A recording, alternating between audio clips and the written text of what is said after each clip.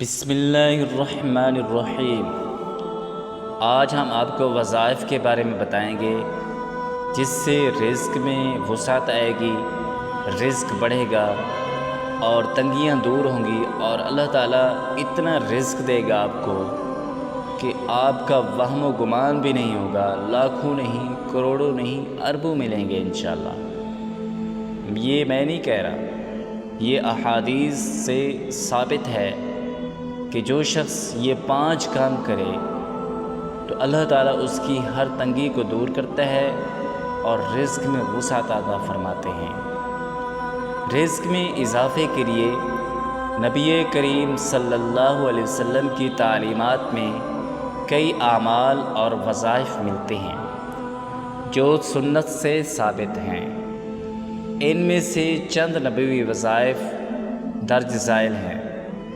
Number 1، استغفار، توبہ و استغفار۔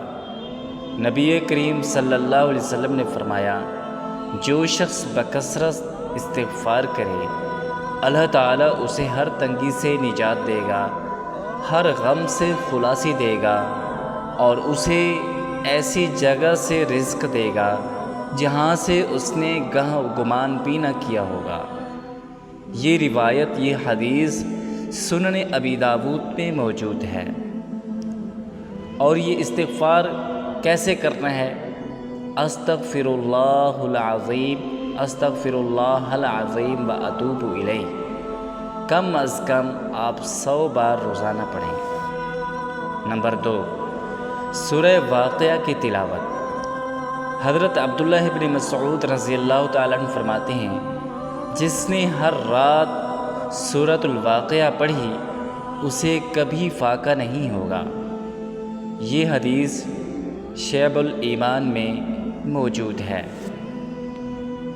وظیفہ، ہر رات سونے سے پہلے سورہ واقعہ پڑھنا معمول بنا لیں، مغرب کے بعد یا عشاء کے بعد رات کو پڑھنا ہے۔ تیسرا کام، درود شریف کی کثرت۔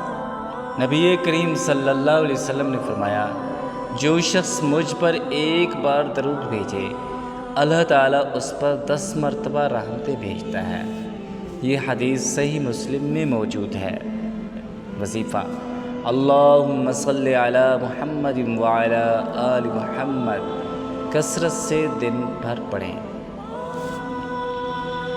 نمبر 4، سورہ اخلاص، سورہ فلق اور سورہ ناس۔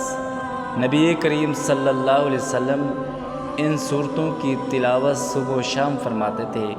یہ روحانی حفاظت اور برکت کا ذریعہ ہیں۔ 5واں کام، صدقہ و خیرات۔ نبی کریم صلی اللہ علیہ وسلم نے فرمایا، صدقہ مال میں کمی نہیں کرتا۔ تو یہ 5 کام کریں، انشاءاللہ العزیز ہر غم سے نجات دے گا، اللہ تعالیٰ ہر کا غم سے نجات دے گا اور ہر تنگی دور کرے گا اور مال کی وسعت عطا فرمائے گا۔ انشاءاللہ آپ خوش ہو جائیں گے، اللہ تعالیٰ آپ کو اتنا دے گا کہ آپ خوش ہو جائیں گے اور ہر تنگی کو بھول جائیں گے اور آپ کے اچھے دن شمار اور شروع ہو جائیں گے۔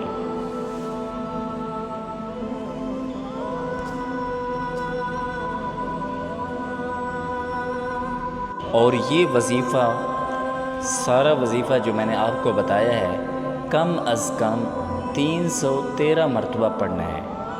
یا رزاق کو بھی، یا رزاق بھی ساتھ ساتھ پڑھتے رہیں، اور یہ جو میں نے 5 کام بتائے ہیں یہ بھی ساتھ ساتھ کریں، وہ پہلے کریں اور نماز کا بھی اہتمام کریں۔ انشاءاللہ العزیز آپ کا ہر مسئلہ، ہر پریشانی، ہر غم دور ہو جائے گا۔